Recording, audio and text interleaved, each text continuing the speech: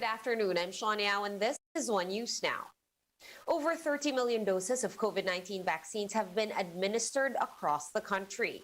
For other updates, we have Maricel Halili joining us live from Mandaluyong. Hi, Maricel. Good afternoon. Where do we stand right now in our target vaccinations in order to achieve the so-called population protection?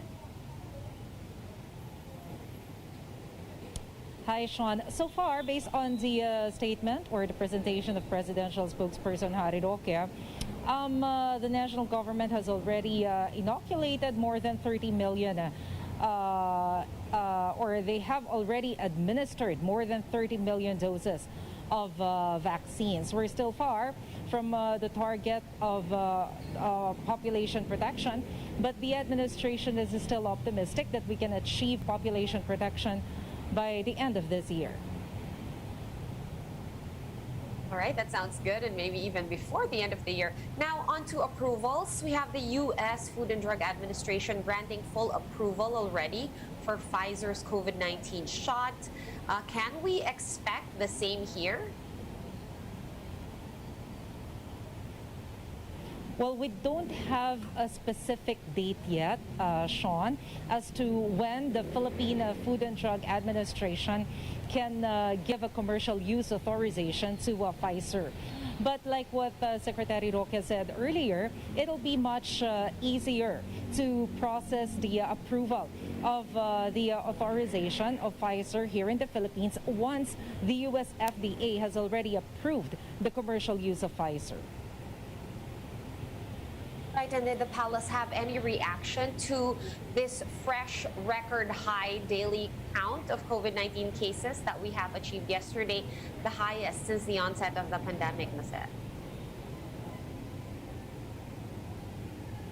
Well, the threat of the Delta variant has always been there, but like the usual statement of Malacanang, they have to balance the opening of the economy and the protection of the health situation of the country. In this case, it is not surprising that the transmission of this particular variant is faster as compared to the other variants. At the same time, Malacanang has reiterated their call to the public to make sure that we follow health protocols. Right now, I think we are expecting another address from the president. What actually can we expect, or should we expect from President Duterte's address to the nation tonight?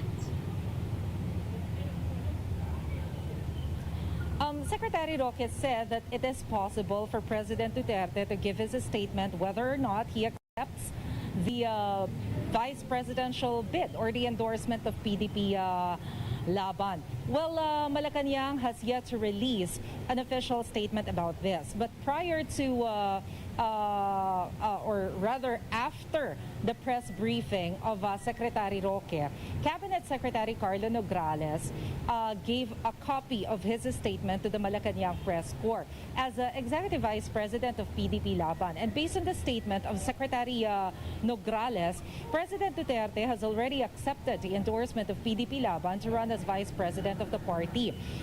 It is also written on the statement that they are endorsing, or they actually included an initial list of senatorial lineup which will be endorsed by the PDP Laban. This senatorial lineup includes Representative Marcoleta, Secretary Salvador Panelo, we have Secretary Arthur Tugade, Secretary Mark Villar are also included, or is also included in the initial senatorial lineup, as well as Secretary Gringo Nasan. Right, well, we'll find out soon enough. It is almost October. It's almost upon us. Now, in relation to that, did the palace say anything about the COMELEC probe into Dennis Quay's F2 Logistics, which will potentially be supplying election equipment or logistics 2022? Well, we asked that to Secretary Roque earlier, but he refused to comment, saying that it will depend on the Commission on Election to decide about this particular matter. Early this morning, we were able to talk to COMELEC Commissioner Rowena Guanzon. And she said that being a supporter of a particular candidate in the previous election is not a ground for disqualification if they decide to bid on a particular product or service in the COMELEC. For instance, in the case of F2 Logistic, even if it's true that the chairman of this particular company is Dennis Puy, Commissioner Guanzon said that it's not enough basis to disqualify them. It will be unfair for the supporters to do that. Otherwise, it will also be difficult for the commission to look for a valid bidder. She said that what they're looking in awarding a particular service to a company is the lowest bid. All right, loud and clear. We'll see what happens with all of those updates. Thank you so much for giving them. Maricel Haliri reporting to us live from Mandaluyong City. And Cagayan reported its highest single-day tally of new COVID-19 cases yesterday at more than 1,000. The Octa Research Group said this exceeded Cagayan's previous record high of 537. Currently, the COVID-19 infection rate in the province is at 1.67. Tuguegarao also logged a new record high number of COVID cases at 323 on Monday. Octa Research likewise flagged the increasing reproduction rate in Tuguegarao, which is currently at 1.79. Cagayan is still under GCQ with heightened restrictions until the end of August, while Tuguegarao City is under ECQ status until the end of the month. We're going to pause for a quick break, but we will be back with more stories after that. Keep it here.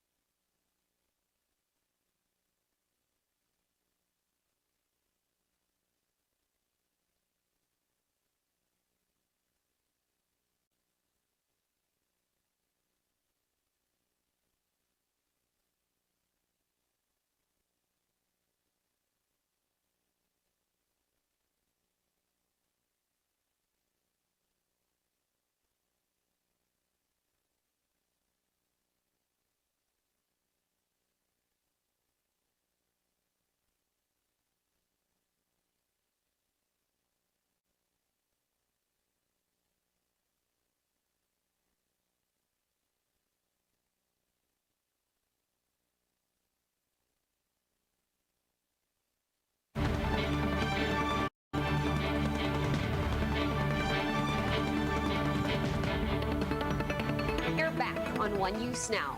I'm Sean Yao.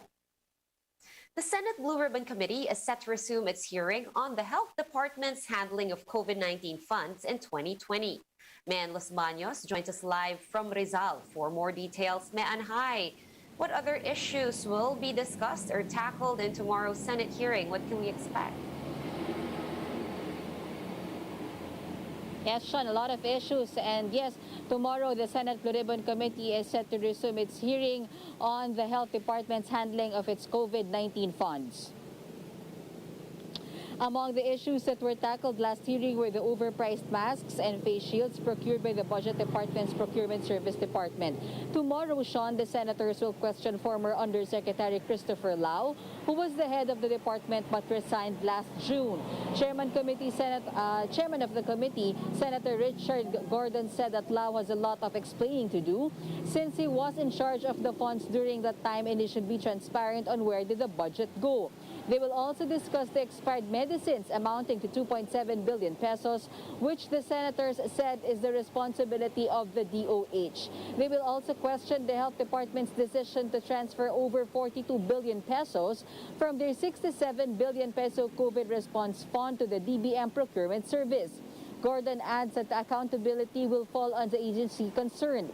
He also questioned the need to transfer the funds to the DBMPS and why was it not returned to the National Treasury instead to be utilized for the next budget season. And if the department head could not utilize the funds allocated to them, Gordon said he might as well just resign. Sean, it will definitely be a long day tomorrow as Senate Blue Ribbon Committee is expected to discuss a lot more issues other than what I've already said about the handling and utilization of the DOH of its COVID response funds. However, Sean, the suppliers of the alleged overpriced masks and face shields are still not invited for tomorrow's hearing. Sean? Right, thank you so much for that update, Mayan Los Baños, joining us live from Rizal. And President Duterte has agreed to run for vice president in the 2022 elections. In a statement, the ruling PDP Laban party said that Duterte has agreed to, quote, make the sacrifice and heed the clamor of the people. The ruling party also said this was done to ensure that the current administration's programs will be sustained. PDP Laban also announced that its initial list of senatoriables for 2022, which includes House Deputy Speaker Rodante Marcoleta, DICT Secretary Gringo Honasan, Chief Presidential Legal Counsel Salvador Panelo, Department of Transportation Secretary Arthur Tugade, and Department of Public Works and Highways Secretary Mark Villar.